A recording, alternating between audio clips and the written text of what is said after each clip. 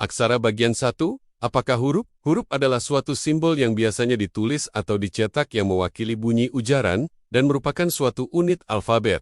Apakah kata? Kata adalah satu elemen tunggal yang bermakna dalam ujaran atau tulisan, digunakan bersama elemen lain atau terkadang sendiri untuk membentuk kalimat dan biasanya ditunjukkan dengan spasi di kedua sisinya saat ditulis atau dicetak. Apakah makna adalah kata umum yang menunjukkan apa yang dimaksudkan atau yang sebenarnya diungkapkan atau ditunjukkan. Apakah bahasa? Bahasa adalah metode utama komunikasi manusia, yang terdiri dari kata-kata yang digunakan dengan cara terstruktur dan konvensional, dan disampaikan melalui ucapan, tulisan, atau isyarat. Negara mana yang memiliki bahasa lokal terbanyak di dunia? Yang terbanyak di dunia adalah Papua Nugini. Mereka memiliki lebih dari 800 bahasa lokal yang berbeda. Indonesia menempati posisi kedua dengan lebih dari 700 bahasa. Negara mana yang mempunyai tulisan lokal terbanyak di dunia? Jawabnya adalah Indonesia. Baik, kita mulai ya.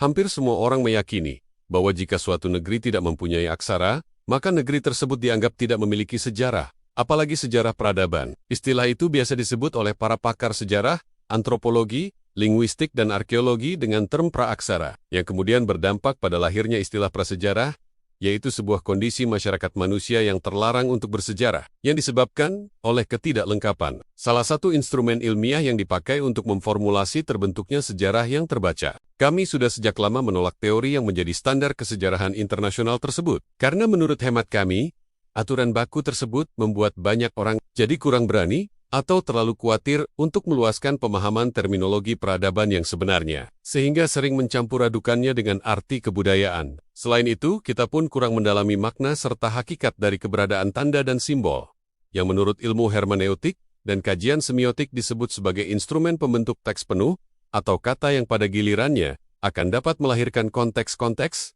atau suatu bentuk pemahaman tertentu yang nilainya setara dengan teks, dan bahkan melampauinya. Sebagai contoh adalah peradaban lembah Indus, yang mempunyai The Indus Script, peradaban Aztec yang memiliki piktogram atau bangsa, Austronesia Pasifik di Pulau Paskah yang punya aksara rongo-rongo, yang karena alasan ketiadaan sistem penulisan atau alfabet modern lantas membuat bangsa-bangsa tersebut menjadi tidak bersejarah. Buat kami ini adalah suatu pandangan yang kurang cermat, karena periwayatan sejarah yang terlalu mengandalkan aspek tulisan atau aksara sebenarnya sangat bermasalah terhadap keluasan dari konteks bersejarah yang sesungguhnya. Aksara Indus, yang juga dikenal sebagai aksara harapan, adalah kumpulan simbol yang dihasilkan oleh peradaban lembah Indus. Sebagian besar prasasti yang memuat simbol-simbol ini sangat pendek, sehingga sulit untuk menilai apakah simbol-simbol ini merupakan aksara yang digunakan untuk merekam suatu bahasa, atau bahkan melambangkan suatu sistem penulisan. Meskipun telah banyak upaya yang dikerjakan, aksara ini belum dapat diuraikan. Pada tahun 2009 lalu, seorang ilmuwan komputer dari University of Washington telah memimpin sebuah studi statistik mengenai aksara Indus, dengan membandingkan pola simbol dengan berbagai aksara linguistik dan sistem non-linguistik, termasuk DNA dan sebuah bahasa pemrograman komputer. Hasilnya, yang dipublikasikan secara daring oleh jurnal Science, menemukan bahwa pola aksara Indus lebih dekat dengan pola kata-kata yang diucapkan, yang mendukung hipotesis bahwa aksara ini mengkodekan bahasa yang belum diketahui. Dr. Nishayedov, yang menulis di situs Searchologis, orang menyatakan bahwa ada perbedaan pendapat yang kuat di antara para ahli bahasa dan Indolog tentang hakikat aksara tersebut. Para ahli Indolog mengklaim bahwa aksara Indus mungkin sama sekali bukan bahasa. Namun Asko Parpola, Profesor Emeritus Universitas Helsinki, Finlandia, yang telah mencoba menguraikan aksara tersebut sejak 1968, dan yang lainnya, mengatakan bahwa aksara tersebut justru bersifat linguistik dan mungkin termasuk dalam rumpun bahasa Dravida. Kita juga tidak tahu bahasa apa saja yang digunakan dalam peradaban Indus, karena terlalu singkatnya teks-teks Indus yang panjang teksnya rata-rata sekitar 5 tanda. Selain itu, tidak adanya teks multilingual atau paling tidak bilingual, dan ketidaksinambungan yang nyata dalam tradisi-tradisi di era kemunduran. Peradaban lembah Indus juga merupakan masalah pokok lainnya.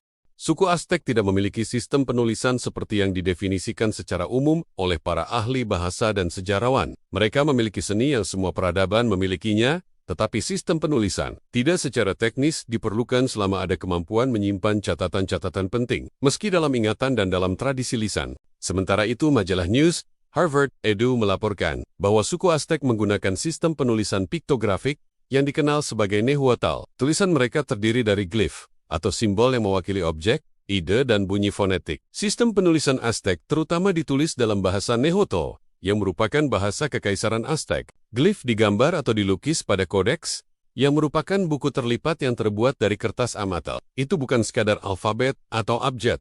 Itu adalah sistem piktografik, di mana mereka menggunakan simbol ikonik, bukan linguistik, untuk secara kiasan menggambarkan objek atau konsep nyata. Suku Maya dan Aztec di Meksiko kuno sama-sama mengembangkan sistem penulisan yang canggih untuk memfasilitasi komunikasi dan pencatatan. Namun, metode penulisan mereka sangat berbeda dengan penggunaan kertas dan pena di zaman modern, sebagaimana dijelaskan oleh Thomas S. Bartel dalam bukunya Hindu-Mayan Syncretism, The Palenque Focus, di mana kedua peradaban tersebut mencatat tulisannya di berbagai media, antara lain keramik, batu, kulit kayu, dan kayu. Suku Maya menggunakan kombinasi simbol grafis dan elemen fonetik, sedangkan suku Aztec menggunakan sistem hieroglif yang lebih kompleks. Di sisi lain, Gabriela Ramos, Yana Yanakakis, yang menulis di jurnal Social History mengatakan bahwa dengan tidak adanya kertas, bangsa Maya menciptakan sebuah media yang menyerupai kertas dengan menggunakan kulit bagian dalam pohon ara yang dikenal sebagai amate. Sebagaimana dicatat oleh Gabriela Ramos dalam tulisannya tentang media kertas dan tulisan di era pra-Kolombia Mesoamerika, suku Maya juga menggunakan berbagai bahan lain untuk membuat permukaan untuk menulis, termasuk dinding yang dilapisi plesteran, cangkang, dan batu giok. Proses penulisan sebenarnya melibatkan penggunaan alat tajam seperti bilah obsidian atau jarum tulang untuk menuliskan simbol ke permukaan. Demikian pula suku Aztec tidak menggunakan kertas atau pena untuk menulis. Menurut John S. Dussesson dalam artikel jurnalnya The Origin of Writing Systems Pre-Classic Mesoamerica, suku Aztec mendokumentasikan bahasa mereka dengan menggunakan kombinasi piktograf dan simbol fonetik pada bahan seperti kertas kulit pohon ara, kulit rusa, dan bahan lainnya. Selain itu, suku Aztec terkadang menggunakan duri burung atau buluh untuk menulis di permukaan seperti perkamen. Perbedaannya dengan aksara masa kini sebagian besar terletak pada kemampuan untuk menyampaikan literatur dan komentar yang tidak dapat dilakukan oleh suku Aztec, setidaknya seperti yang kita pahami saat ini. Mungkin itu akan berubah dengan penelitian lebih lanjut. Tetapi satu-satunya masyarakat pra-Columbus yang memiliki sistem penulisan adalah suku Maya.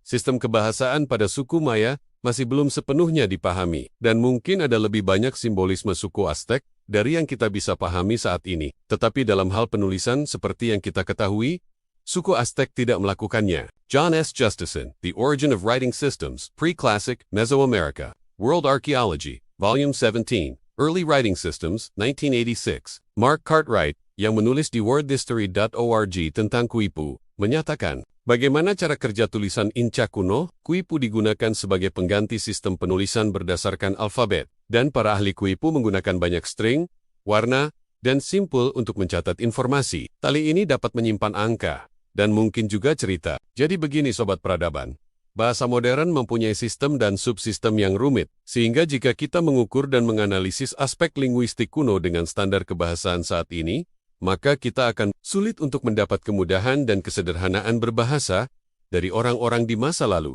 Coretan serta lukisan yang terpampang di dinding-dinding gua purba yang melukiskan peristiwa atau objek tertentu adalah contoh dari cara sederhana mereka dalam mengeksplanasi orang-orang di masa depan untuk mengenali eksistensi mereka. Dengan kata lain, painting system-nya yang harus dianggap sebagai konteks keaksaraan, bukan dari pembacaan atau menganalisis melalui writing system-nya. Atau jangan hanya menganggap bahwa itu cuma lukisan objek semata. Karena kalau model atau pola pembacaannya seperti itu, mungkin percuma juga punya teks rongo-rongo, indoskrip dan piktogram, jika pada akhirnya tidak mampu diterjemahkan. Tablet Kohau Rongo, atau rongo-rongo saja, sebagaimana kita biasa menyebutnya, adalah sistem kitab suci yang digunakan oleh para leluhur suku Rapa Nui di Pulau Paskah. Tablet tersebut terdiri dari huruf-huruf yang diukir pada lempengan kayu. Kohau diterjemahkan sebagai kayu yang digunakan untuk membuat badan kano, dan rongo-rongo berarti pesan agung atau kajian agung. Dipercayai bahwa Ariki Hotumatua, raja pertama yang tiba di Rapa Nui, membawa 67 rongo-rongo, dan tidak ada teknik penulisan serupa yang ditemukan di pulau-pulau saudara Polinesia lainnya. Rongo-rongo terutama diukir pada kayu Toromiro atau kayu Oceania Rosewood, dan ukiran atau simbolnya menggunakan serpihan obsidian. Teknik penulisan kitab suci ini diyakini sebagai kitab suci simbolis, bukan fonetik. Menurut Catherine Orliak dalam jurnalnya yang berjudul The Rongo-Rongo Tablets from Easter Island Botanical Identification in 14C, Dating mengatakan bahwa jika sudah menyentuh spesies kayu bernama rosewood, Kemungkinan besar leluhur bangsa Rapa Nui berasal dari salah satu negeri di suatu wilayah yang sekarang bernama Asia Tenggara karena kayu hitam jenis rosewood sebagaimana yang sudah diteliti oleh para ahli berasal dari Indonesia dan Malaysia. Apabila kayu hitam itu bisa diteliti lebih spesifik lagi, maka besar kemungkinan dapat dilacak wilayah yang menjadi lokasi asal-usul dari kayu tersebut. Bisa dari Maluku, Sulawesi, Sarawak, Filipina Selatan, Sumatera, dan atau Pulau Jawa. Rosewood adalah sejenis kayu, hitam kecoklatan atau coklat kehitaman, hanya ada di kawasan Asia Tenggara. Jika Anda mendengar tentang Indian rosewood, maka pastikanlah itu hasil budidaya yang menyeberang dari Indonesia, terutama dari Sumatera dan Jawa. Sayangnya, selama perburuan budak di Rapa Nui oleh para pelaut Spanyol, orang-orang yang tahu cara membaca prasasti, rongo-rongo ditangkap dan dengan itu, pengetahuan tentang bahasa tertulis Rapa Nui pun hilang. Sebagian besar prasasti, rongo-rongo, dibakar oleh para misionaris untuk mencegah pesan-pesan spiritual yang kuat mengganggu pekerjaan penginjilan mereka. Saat ini, ada 27 prasasti rongo-rongo yang tersisa dan berada di berbagai museum di seluruh dunia, namun tidak ada yang disimpan di Rapa Nui. Masih belum paham ya? Baik, nanti kita lanjutkan di episode berikutnya ya. Jangan lupa untuk membunyikan lonceng, subscribe, like, share dan komen, agar terus bisa mengikuti channel Peradaban Rempah dan Kapal ini. Sampai jumpa.